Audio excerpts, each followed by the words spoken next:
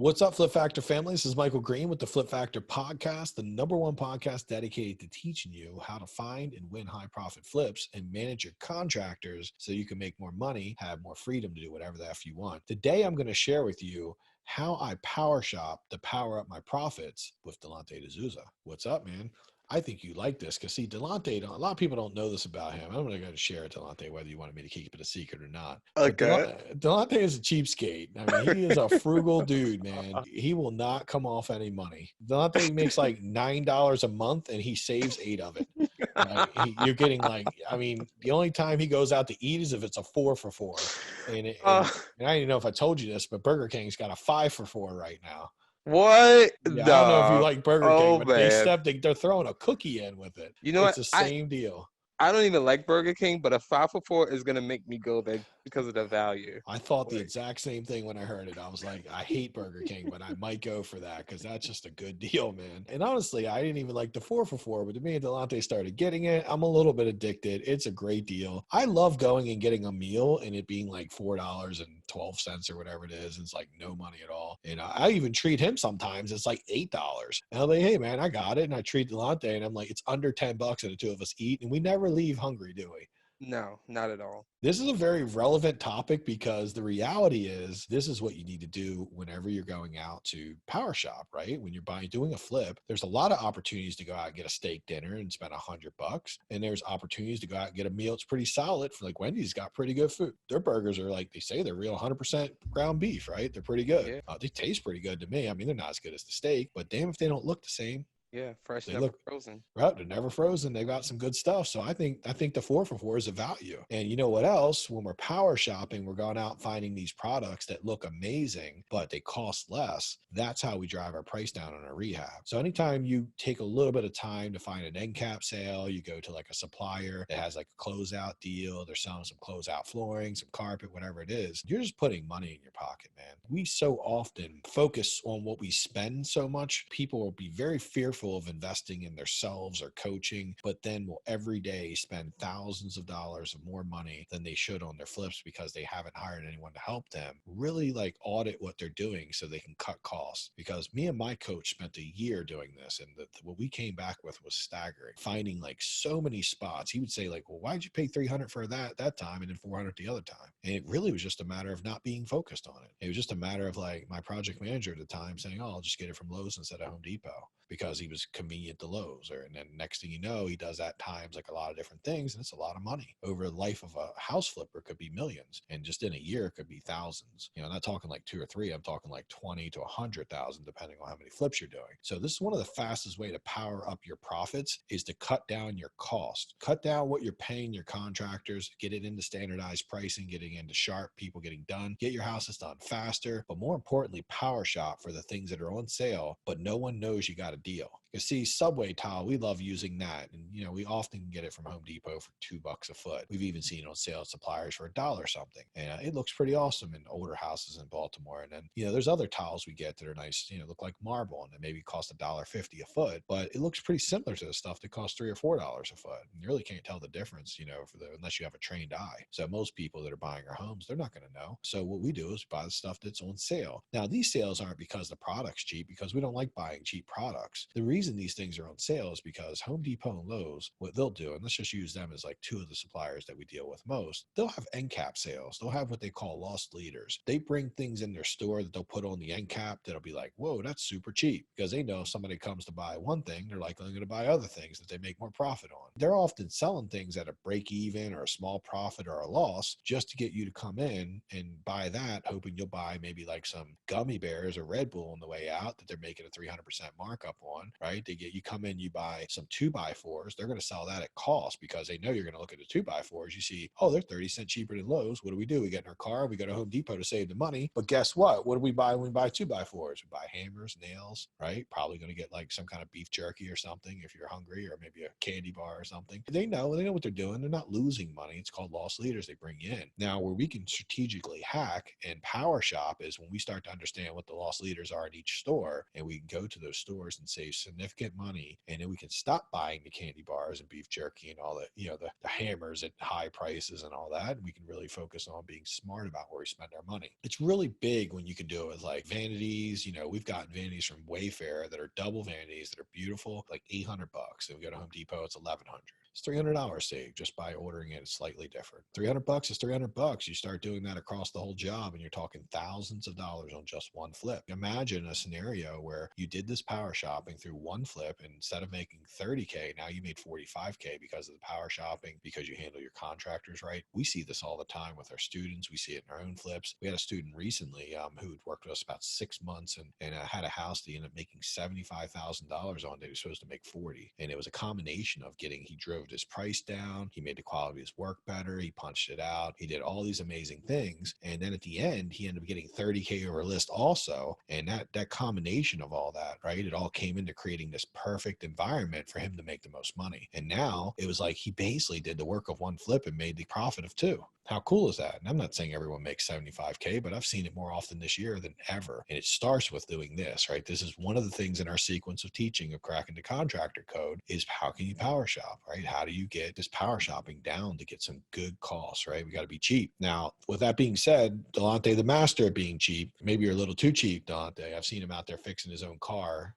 He has no car fixing skills. I've seen Delante walking up the street because he couldn't fix his own car for like a week, but he wasn't going to pay a mechanic. He kept that money in his pocket. And, so sometimes there is being cheap, right? I think maybe he would have been better served to spend $150 to get it fixed and versus being stranded for a week. But with that being said, when we're flipping, there are times where it's pretty easy to go save a lot of money without a lot of work. And then there's times where we might say, okay, it ain't worth our time. What do you think are some of the best things to try and power shop for? Because, like, obviously, out of all the materials that are on the flip, there's only but so much you can look at and kind of, power shop for. So, what are some items that you've seen have the biggest impact as far as getting a deal on them and bringing your profit margins up? The more it costs, right? I mean, obviously, the more it costs, the better it is. So if you got something you're spending a couple grand on, there's often a huge opportunity to cut that cost down. Just knowing the right product to use. Like right now, we're buying shingles. We usually get 3-tab shingles, which is a 25 year shingle. Those are about $80-$90 a square at Home Depot. But then they have the architectural shingles that run about 100. Right now, if you buy over 12 squares through our managed account, a deal we worked out, we're able to get those for like $72 a square, which is like a 30% discount. Now you're talking about most of the time you're spending a couple grand on roofing material. 30% off is a lot of money. We might be talking about maybe saving $1,000 just picking the right stuff and buying it. So the thing about power shopping, this is one of the really cool things we do in our group and what we do within the mastermind is a lot of flippers in there doing a lot of houses, and we're sharing a lot of great advice and ideas, and we're just finding better, deeper prices. So anything you're overspending on, that can be almost anything. So I think that I'm not going to power shop for something that's $20 and I get it for 17. It's not a big impact. But if I can certainly, like I'm not going to be the guy that rides 2 extra miles to get gas like 6 cents a gallon cheaper, because that's not going to be all that helpful for me. Why? Now I don't have the time to go find a vanity. You can easily spend $500 on a vanity, or you can spend $250 at Home Depot. And Home Depot, you find an end cap sale where it's $250, and they throw a mirror in also. It's another $50. You made out like a bandit, right? That's going to save you great money. And they're perfectly fine. If you pick a really nice one that goes nicely with the design, you put that in your first floor bath or your extra bath in the basement, well, that's going to be fine to use that there. And then what you can do is go a little higher end in your master suite where people are paying the most attention. No one's going to get too upset about that. And so you can get a nice vanity for that. Now, I know some people that are just naturally cheap, and those people there is a difference in being a cheap skate and being frugal, right? I want you to be frugal. I don't want you to take and buy chintzy looking stuff. That's not power shopping. You're buying stuff that looks really weak. It looks like you got it for free. Not like you save 30%. They're like, dude, did this like come for free? This looks like it should be in a rental. We don't want that. See, power shopping is all about value, right? It's about anything that looks like you spent 600 on it, but you really spent 3. That's when you've power shopped, right? So I want to have some clarity around that, because people think I'm just saying be cheap and go out and buy cheap stuff. No, I'm not, because the consequence of like being cheap often is not even close to like the loss to it. So like you might save $200 but lose thousands that you could have negotiated if people got emotionally attached to your home. So we do need to make sure you put nice stuff in. Just buy stuff that looks nice, but you got a deal on it because it was in stock or you weren't special ordering it or anything. Yeah, we have a friend named Steve. When it comes to ice cream, his thing is to say, "I want to get the big scoop for the small price," right?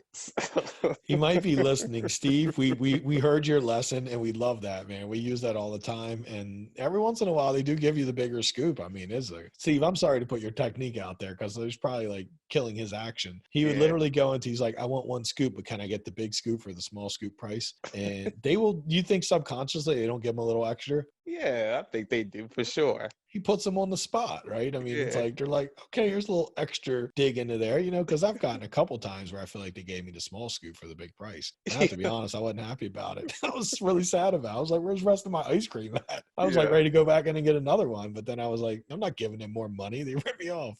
And I think they weren't doing it to rip me off. They probably just didn't want to scoop any more ice cream. It's like hard labor scooping ice cream when it's cold. But yeah, I love when he does that. And you know, what's pretty cool about power shopping too is just call like whoever your connections are. If you have like a pro desk person you're working with at Home Depot, just call and say, hey, what do you guys got going on sale? Right? You can call your suppliers you work with, like, hey man, what's some of the big sales you got going on right now? Anything that's like I should know about that's like really cheap? And often they can tell you like, oh man, we got this cool towel in and it's like super cheap, or you know, we're just closing it out and you can get a good deal on it. So we're always about that, right? Always have, I think that, so kind of summarizing so we can get to the finish line, make sure you power shop, look for the stuff that looks expensive. They're just closing it out. It's on end cap. They're selling it at, you know, no profit. These are all really good. Ask where the big sales are, you know, what's really awesome, and try to find that, use that as much as possible. And then last thing I'd say, have more than one supplier. Don't just be completely committed to Home Depot, Lowe's, you know, have some other suppliers around that are known. Like we have one supplier locally who sells carpet, hardwood, and trim cheaper than anyone else. So we love using them, right? We go there and it's like, they got carpet right now for $5 a yard that looks like $9 a yard carpet. I used to have a carpet store back before I got into this, and it's cheaper than what I could buy carpet for and at a carpet store. You know, I could have been back in the carpet business buying from them and then reselling to someone else. It's that cheap. So every little town, every city has little suppliers like that that are known, that build their business off selling certain things really affordably. Figure out who they are and then go there and get that stuff. So, you know, we try to do that all the time. And then I guess the last piece of it would be negotiate, you know, some discounts, which we've done and we do within the group too, is make sure that we get like these big community discounts for stuff that we're doing. Because, you know, everyone can be negotiated, right? If you're doing some business, or maybe you and a couple people are doing business together and you kind of team up. So last question before I kind of close this out, Mike. I mean, you can obviously only do this power shopping, but so much because of the time that it takes. Mm-hmm. So at what point does power shopping become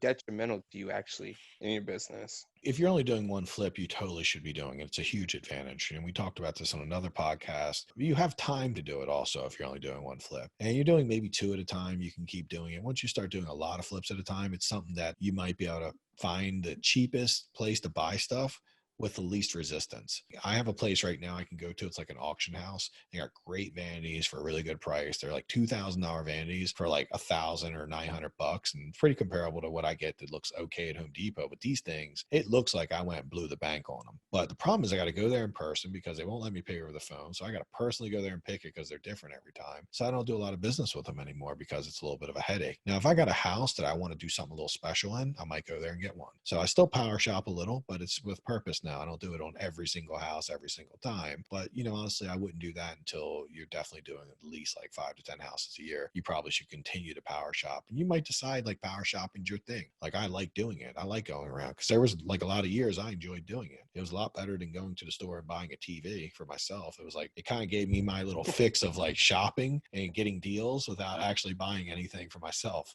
which was kind of cool, saving me from my shopping addiction, but I get to do it for rehabs every day. Nice. That's all I got for you, Mike. I think this power shopping is awesome. I think if from everything that we talked about, if you aren't doing it as an investor, this is something you definitely need to do, especially if you want to open up your profits some more and start bringing some more money into your flips.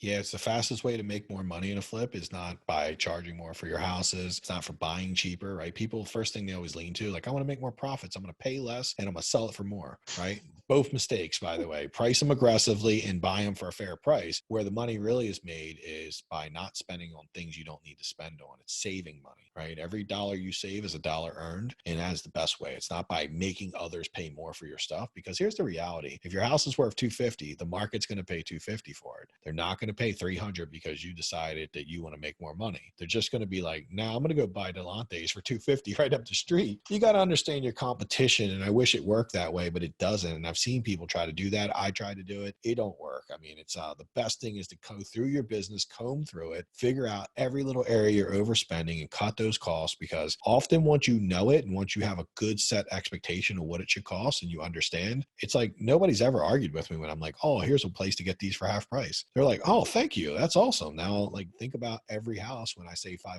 a house on just that one item. Like, how valuable is that? So if you guys are interested in having, me and the team go through and audit and work with us in the mastermind where we can audit exactly what you're spending on your houses, or if you're new and you want to get into house flipping, you just want to make sure you're paying the right prices, feel free to reach out to me at mike@theflipfactor.net and talk to me about coaching in our program, working with us. I always tell everyone it costs money. It's not free. It's not a couple $100 because we work with you and consult with you. And we also, there's a lot of done for you systems that we create and build out specifically for your business. So you get a lot of value in our coaching, but at a very affordable price for what we create. It pays for itself for most students within 30 days. We keep it as a no-brainer because it's something we enjoy doing. We love participating. You're also learning and working with me directly, someone who's actually in the business, not someone who did it back in the day. I'm doing it every day and I'm sharing with you my exact processes and systems. So if you'd like to do that, feel free to send me an email. Also, if you want to learn more about construction, I have a free online training called Cracking the Contractor Code. You can go to theflipfactor.net and there'll be a link there for it that you can register and check it out. And we're going to have more podcasts, by the way, too. So there'll be more of these to listen to. So keep diving in,